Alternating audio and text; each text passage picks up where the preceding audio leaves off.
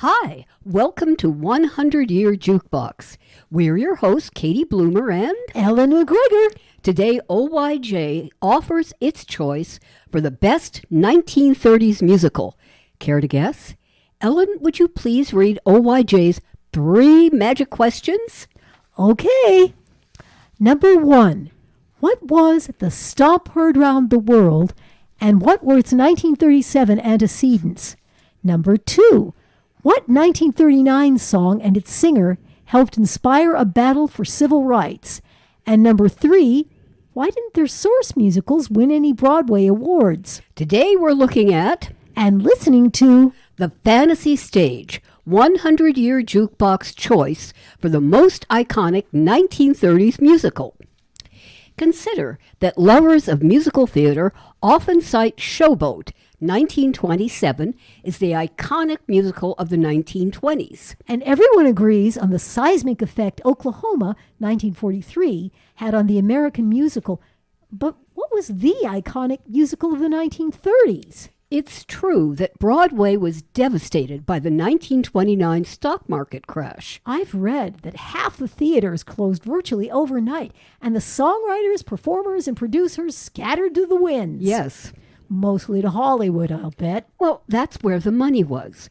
The wild days of the high-rolling angels backing extravagant book shows on Broadway were at least temporarily gone.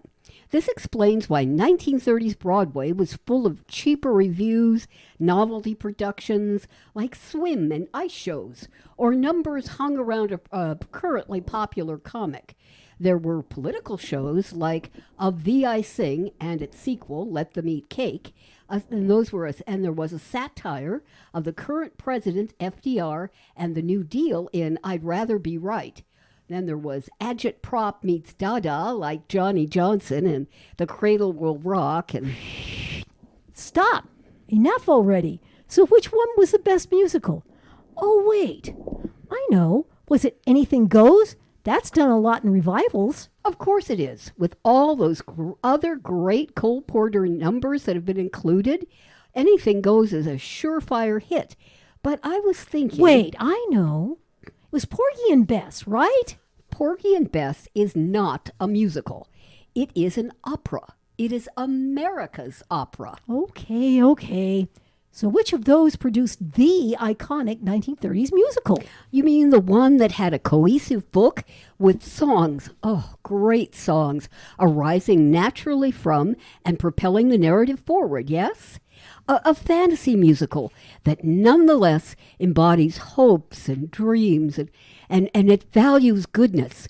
A musical about a dangerous journey that ends in an earned happy ever after. Huh? I don't remember hearing about any 30s Broadway show like that. How about this, then? And by the way, it's 2 musicals, both using some of the same plot elements. 2 musicals that change the world. A frightened young girl runs away from home, pursued by a terrible witch, and is helped on her journey by friendly little people. But that's not from Broadway. You're right. It's not Broadway. Never was. The 2 musicals are, of course, Snow White and the Seven Dwarfs, 1937, and The Wizard of Oz, 1939. And together, they are our candidate for the best musical of the 1930s. Oh, of course. You know, I've wondered why writers about musicals never seem to notice that Snow White, the first animated feature... What about The Adventures of Prince Ahmed, 1926? Yeah, well, okay, all right. Not a film using the silhouette animation technique, but the first full-length cartoon feature, Snow White... That's better. ...has an excellent unity of story, music, action, and resolution. Maybe the writers tend to ignore Snow White because it wasn't a live stage production, let alone a Broadway show. Nor was MGM's Wizard of Oz. There were stage shows before and after our Wizard of Oz, purportedly using the bomb universe, but nothing matched the ultimate success of the 1939 Wizard of Oz. Although, unlike Snow White, The Wizard of Oz didn't journey down the profitable road until it came to television. Okay, it became an annual TV event all of us boomers faithfully waited for. But what's that got to do with how 1937's Snow White and 1939's Wizard of Oz changed the world? Snow White was the first in a long line of Disney princesses. Although perhaps the youngest and the most naive of the princesses, Snow was still brave, kind, and resourceful. She was followed by so many others: Cinderella, Ariel, Jasmine, Belle, Tiana, and the list goes on to this day. With every movie, those Disney girls got stronger and smarter and braver. But it was Elsa, Frozen 2013, who stomped her foot, fully claiming her identity and singing into the storm, "Here I stand and here I'll stay." And little girls around the world were electrified. They had value. They mattered. They could be their own person. And it all started back in 1937 with the demure but brave Princess Snow White. I'm beginning to think that both movies had more in common than a plucky heroine, great songs, and helpful little people. You bet. Both movies whisked audiences out of the sepia depression, over the rainbow, or into a safe cottage hidden in the forest.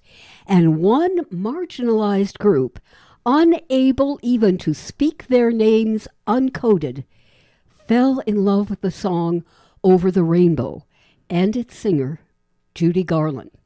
So when she died in June 1969, there was much mourning in the Stonewall Inn. And when the New York City Morality Squad staged another one of their bogus raids, this time, the club goers fought back. The Stonewall riots. I know there was much more to it, but at least the LGBTQ movement had a theme song. Because of their courage, determination, and persistence, we are all one step closer to being over the rainbow. Together. The power of music. So Ellen, what goodies do we have in our Snow White Wizard of Oz lunchbox? Well, it's hard to beat the original soundtracks with selections available right here on YouTube. I'm with you on Yip Harburg, Harold Arlen's masterwork. The Wizard of Oz is just one great number after another.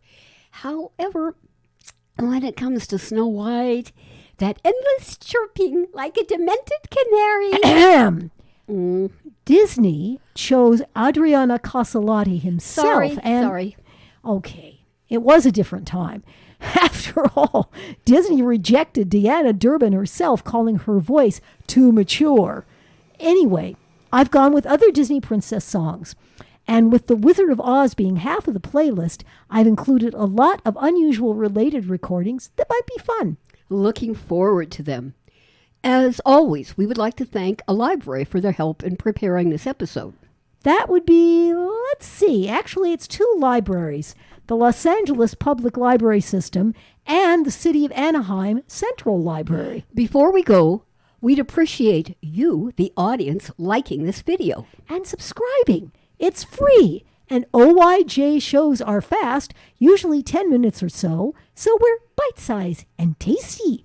We've got lots of interesting shows coming up, right, Katie? Well, we've got two new arcs, Decades, which looks at 20th century music, decade by decade, and one dedicated to girl singers. Hey, don't forget, we are going to rock out, too. You bet. From R&B to the English Invasion, to disco, to heavy metal, and alternative.